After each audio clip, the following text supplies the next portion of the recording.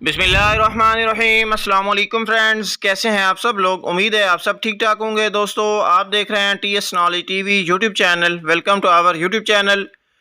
दोस्तों, आज की इस वीडियो में आपको जो ब्रीडिंग बुल है, जो नस्ल कशी के लिए आपने सांड रखना है, उसको कैसे सिलेक्ट करना है, सांड में आपने क्या क्या पॉइंट्स देखने हैं, आज की इस वीडियो में इस अहम मौजू पे बात होगी। आपको पता होना चाहिए कि अच्छा सांड, आपकी जो मैनेजमेंट है, आपका जो डेयरी फार्म है, आपकी जो अच्छी नस्ल की भैंसें हैं, आपकी जो लेबर कास्ट है, जो फीड मैनेजमेंट है, उसको या तो बिल्कुल ऊपर लेके चला जाता है या फिर आपके फार्म को टोटली नाकाम कर देता है।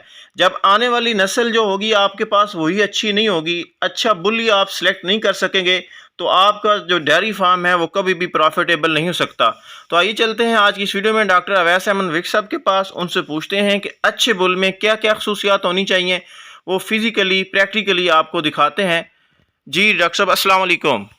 वालेकुम अस्सलाम। उम्मीद करता हूँ सारे भाई खैर खैर से होंगे। शुक्रिया आपने मुझे मौका दिया थोड़ा बुल के हवाले से बोलने का। बुल के ऊपर सबसे पहले नंबर पे हम लोग जो जिस बुल का सिलेक्शन कर सकते हैं उसमें क्या क्या चीज़ें हमारे लिए ज़रूरी हैं। सबसे पहले नंबर पे हमारे लिए ज़रूरी है हम लोग उसकी जो नस्ल है या उसका पेडिग्री रिकॉर्ड जो है उस पर हम लोग बात करें कि जानवर का जो रिकॉर्ड है ना, उसकी मदर का, उसकी दादी का, उसकी नानी का, और ऊपर से उसके जो मतलब लकड़ दादे टाइप सारे हैं उनका हम लोग रिकॉर्ड देखें। उनका मिल्किंग रिकॉर्ड जो है ना वो 20 प्लस या 15 प्लस, मतलब वो रूटीन से हम लोग देख सकते हैं। उसमें पहले नंबर पे ये चीज़ें आती हैं हमें देखने वाली हमारी। और दूसरे नंबर पे हम लोगों ने जो देखना होता है जानवर के, मतलब जानवर के पॉइंट्स होते हैं। पॉइंट्स के हवाले से मैं आपको साथ साथ बताता चलूँगा कि पॉइंट्स क्या होने चाहिए। पॉइंट्स में खूबसूरती के ऊपर हर बंदे का एक अपना जो है ना वो अलग जानवर का किरदार है। जानवर जो है वो बॉडी स्ट्रक्चर के हवाले से हर बंदे की अपनी पसंद है। कोई ऐसे लोग हैं हमारे जो जानवर ऐसा पसंद करते हैं ब्रीडिंग बुल जिनके पाँव जो है वो सारे ही धोए हुए हों, सर में थोड़ा सा दाग हो, आंखें सफ़ेद हों, या उसके बाद यहाँ पे नाक के ऊपर जो है ना वो थोड़ा सा उसके वाइट कलर की लाइन हो, जिसको हम लोग पंच कल्याण बोलते हैं। कुछ ऐसे बंदे हैं हमारे फार्मर जिनकी ख्वाहिश होती है कि जानवर टोटल ब्लैक हो, आंखें भी ब्लैक हों उसकी। और तीसरा जो है वो कुछ हमारे फार्मर ऐसे हैं जिनकी जो खूबसूरती को पसंद करते हैं, आंखें सफ़ेद हो, बाकी सारा जो है ना वो ब्लैक हो। बाकी इस पे जो खूबसूरती वाली चीज़ें हैं, जो पॉइंट वाली चीज़ें हैं, उसमें सबसे पहले नंबर पे हम लोग ये चीज़ गौर करते हैं कि जानवर के सींग जो है ना वो छोटे और ख़ूबसूरत होने चाहिए। उसमें फिर ब्रीड के हवाले से हम लोग और भी बातें कर सकते हैं काफ़ी सारी, जिसमें पाकिस्तान में जितनी ब्रीडें पाई जाती हैं, अगर आप फार्मर की पसंद देखें, सींग बिल्कुल छोटे हों, सर का साइज़ छोटा हो, आँख का साइज़ बड़ा हो, आँख में कोई दाग ना हो, हम लोग पंजाबी में कहते हैं कि आँख में कुकरा वगैरह ना हो, कोई दाग ना हो, आँखें साफ़ होनी चाहिए। ये नाक की जो हड्डी है वो थोड़ी सी ऊंची होनी चाहिए। मुंह का साइज़, ये वात इसको हम लोग कहते हैं, इसका साइज़ बिल्कुल छोटा होना चाहिए। उसके बाद में कोली जो है ना इसका साइज़ छोटा होना चाहिए। टांग इसकी बारीक होनी चाहिए, पाँव का साइज़ बड़ा होना चाहिए, गर्दन इसकी जो है ना वो थोड़ी सी लंबी होनी चाहिए। उसके अलावा कान जो हैं, कान भी जानवर के ज़्यादा बड़े होने चाहिए। ये भी एक जो है ना वो अच्छे जानवर की निशानियों में पाया जाता है। बाकी इसको हम लोग कहते हैं कव्वे की हड्डी। ओके करो। इसमें ये इसको हम लोग कव्वे की हड्डी बोलते हैं। ये तो जानवरों पे डिपेंड करता है, जो आपके पास भैंसें हैं उनकी ये हड्डी ऊंची है या छोटी है, इस हिसाब से हम लोग इसकी सिलेक्शन करेंगे। ये वैसे आउटलाइन के हिसाब से होती है कि आउटलाइन जानवर की जो है ना सर के ऊपर से लेके ये इसको हम लोग कान हड्डी बोलते हैं, या कान हड्डी तक जो है ना इसकी आउटलाइन बिल्कुल बराबर होनी चाहिए। उसमें कमर में जो है वो झुकाव नहीं होना चाहिए, जिसको हम लोग काठी वाली कमर कहते हैं। गर्दन का साइज़ लंबा होना चाहिए। बाकी जानवर की लेंथ, लंबाई जानवर की अच्छी होनी चाहिए। उसमें ये चीज़ है, इसको हम लोग इसकी वक्खी भी बोल सकते हैं। ये चीज़ है, ये छोटी होनी चाहिए। पसलियों का साइज़ बड़ा होना चाहिए, पसलियाँ खुली होनी चाहिए। उसके बाद नीचे जनाब नाफ या धुन्नी, ये बिल्कुल छोटी होनी चाहिए जानवर की। उसके बाद हम लोग पीछे आ जाएंगे, ये हड्डियाँ जो है ना जानवर की खुली होनी चाहिए। उसके बाद ये बुल जो आपको दिखा रहे हैं, इस बुल में तकरीबन सारी क्वालिटीज़ जो है ना वो पाई जा रही हैं। उसके बाद ये इसको हम लोग ढाक की हड्डी बोलते हैं। ये खुली होनी चाहिए, जितनी ज़्यादा खुली होगी उतना अडर का साइज़ जो है ना बच्चों में खुला आएगा। बाकी इसमें टोटल जो है वो वीडियो रोक लो, से कुछ लोग जो ऐसे हैं हमारे पसंद करते हैं, जिसमें हमारी क्रॉस की जो ब्रीड आती है, जिसमें रावी और चनाब की जो भैंस आती है, उसमें नाफ धुन्नी जो है ना वो जानवर की बड़ी आती है। जो नीली का करैक्टर वाला जानवर हो उसमें नाफ धुन्नी जो है ना ये बिल्कुल छोटी आती है।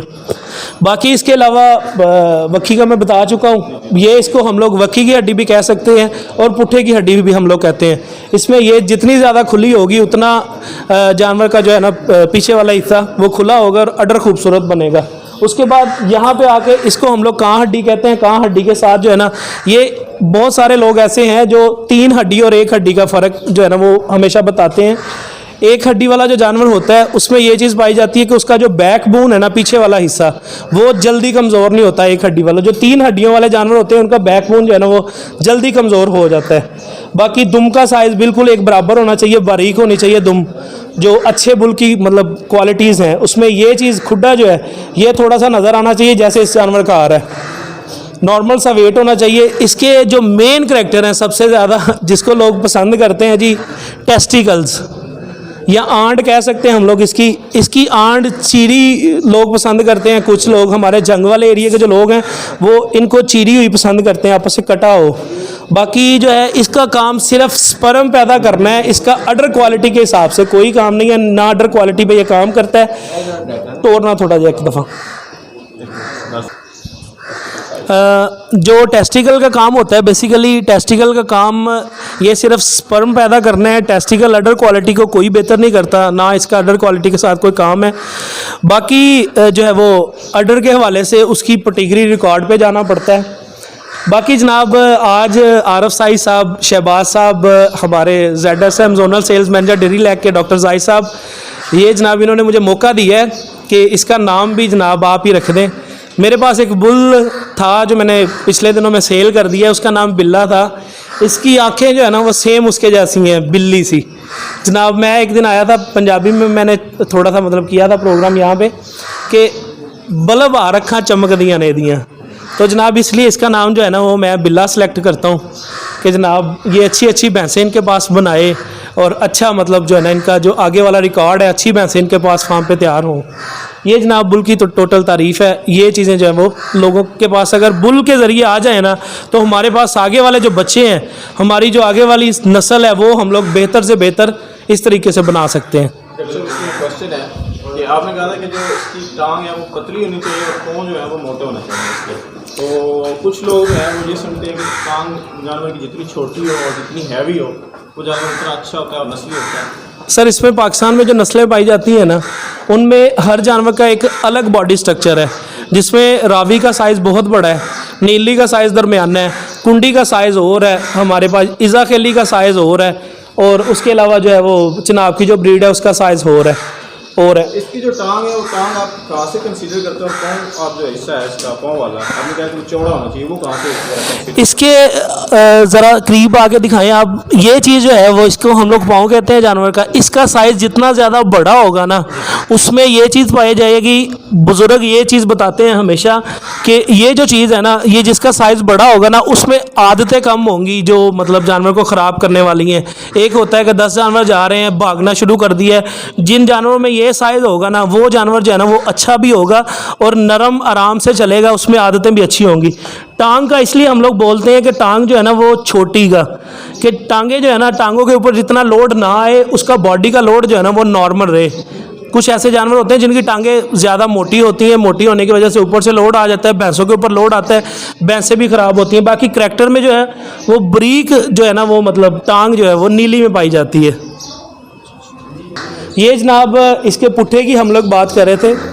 हमारे पास आसान सा एक नुस्खा है कि अच्छी भैंस और हल्की भैंस में हम लोग फ़र्क कैसे निकाल सकते हैं। हमारी जो लोकल गाय है साहीवाल में दूध की प्रोडक्शन वो नहीं है जो एक वलैती गाय में है। वलैती गाय का जो ये चीज़ है ना, ये हम लोगों ने ये देखनी है कि पीछे से ये हड्डी जो है ना जिसको हम लोग ढाक की हड्डी बोलते हैं, ये उठी हुई होनी चाहिए। ये हड्डी और ये हड्डी एक बराबर होनी चाहिए। बाकी जो है इस हड्डी को हमारे शौकीन बहुत ज़्यादा पसंद करते हैं कि ये जितनी ज़्यादा बड़ी होगी उतना ज़्यादा जो है ना जानवर बैक बोन से मजबूत होगा, पीछे वाला हिस्सा उसका मजबूत होगा और उसकी अडर क्वालिटी जो है ना वो बाहर की तरफ ज़्यादा आएगी, जिसकी ये वाली हड्डी ज़्यादा ऊपर होगी। इसको हम लोग कान हड्डी भी कह सकते हैं और दरमियान वाली हड्डी भी कह सकते हैं। बहुत शुक्रिया डॉक्टर साहब, आपने तकरीबन जो बुल है इसके सारे ट्रेड्स बताए हैं। इसमें पहली चीज़ जो आपने बताई है कि इसका जो रिकॉर्ड है वो होना चाहिए। इसमें आपने कहा था 15 kg प्लस जो ये अपनी सिलेक्शन है। अगर हम लोग सिलेक्ट करते हैं जानवर, हमारे पास भैंसें 10 लीटर वाली हैं, अगर बुल की मदर का रिकॉर्ड अच्छा है, उसकी दादी का रिकॉर्ड अच्छा है हमारे पास, तो हमारे पास जो इसके बच्चे आएंगे उन बच्चों में जो रिकॉर्ड आएगा वो कम से कम 12, 13, 14 लीटर तक जाएगा।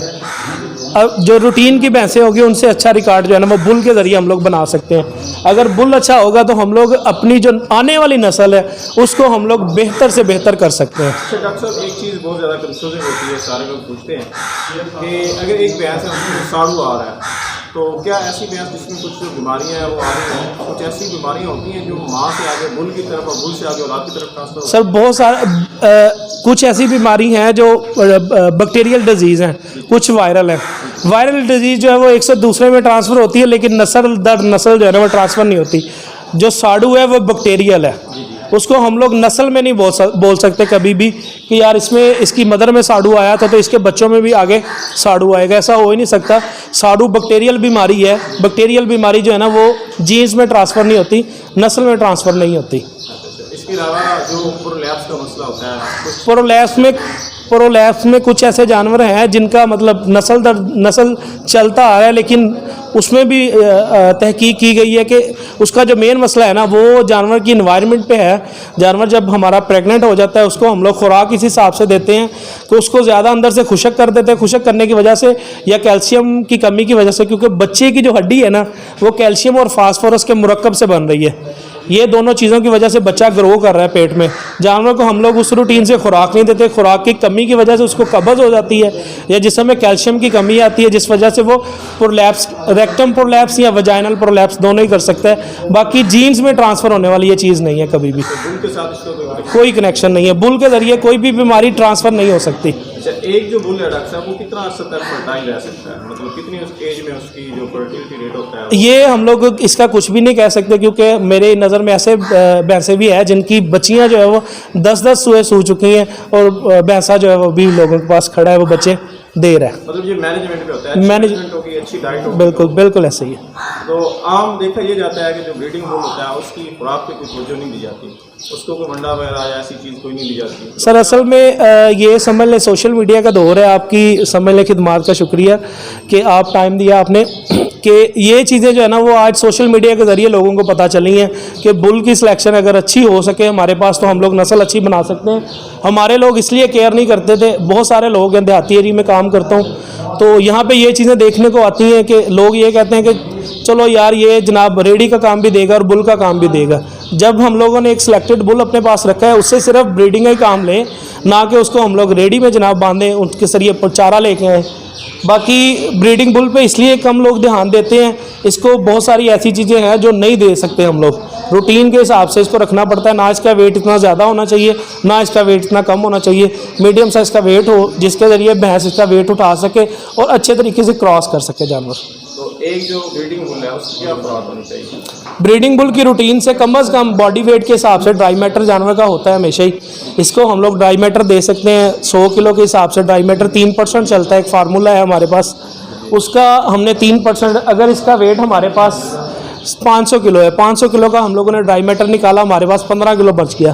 15 किलो में से हाफ जो है ना वो हम लोग वनडे पे रखेंगे और हाफ अदर चीज़ों से पूरा करेंगे, जैसे कि साइलेज के अलावा चारा हो गया, तूड़ी हो गई या चुकंदर, ऐसी चीज़ों से हम लोग। एक जानवर को जो ब्रीडिंग बुल है रोजाना कम से कम 5 किलो वंडा उसको चाहिए रूटीन से, एक बुल को कम से कम 5 किलो वंडा। तो आपने ये भी पहले सजेशन दी कि ज़्यादा उसका हैवी वेट नहीं होना चाहिए। सर जब रूटीन से आप लोग भैंसों में उसको चलाएंगे उसमें कभी भी जानवर रूटीन से वो वेट नहीं देगा। खुराक उसको उसकी बॉडी के हिसाब से ज़रूरी है, क्योंकि बहुत सारे ऐसे हमारे फार्मर हैं जिनके पास हम लोग जाते हैं, वो ये कहते हैं कि जनाब इस बुल ने आज 10 भैंसें क्रॉस कर दी हैं। जारी बात है खुराक होगी तो क्रॉस करेगा। तो डॉक्टर साहब काफ़ी सारे क्वेश्चन हैं जो मैंने भी आपसे पूछे, आपने माशाल्लाह वीडियो में आती इसका कर दी है। अगर किसी दोस्त का क्वेश्चन रह जाए तो आपसे कैसे पूछ सकता है? कोई आपका नंबर आप मैं इंशाल्लाह नंबर जो है वो भाई से कह दूंगा, वो लगा देंगे जनाब। अपना अगर बोल के नंबर, अगर मैं आपका अपना नंबर बोल के भी सेंड आपको बता देता हूँ, मेरा नंबर 0300 0300 ये मेरा व्हाट्सअप नंबर भी है और पर्सनल नंबर भी मेरे पास यही चल रहा है 0300 880 1839। बहुत शुक्रिया डॉक्टर साहब, बहुत शुक्रिया। वेलकम।